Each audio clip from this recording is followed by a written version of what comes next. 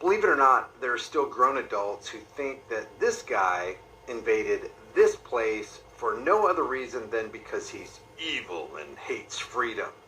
I think it's clear by now to everybody who's paying attention that corporate media, the federal government, the military-industrial complex, and the international banking cartel are all working together against the liberties and pocketbooks of the American people and the people of the world.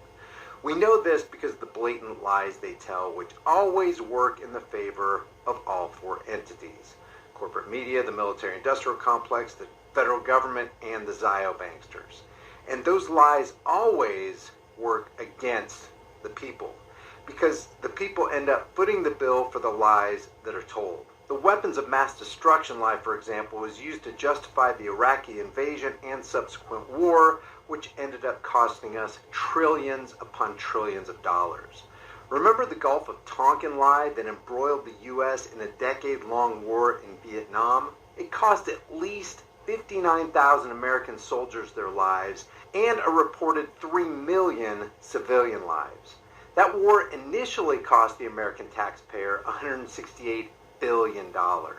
In today's dollars, that's 1.5 trillion. And that's just one war. And you want to know the kicker? A lot of people think that because the Vietnam War was around a half a century ago, surely we've paid the entire bill for it by now, right? Yet payments for the conflict are still rising.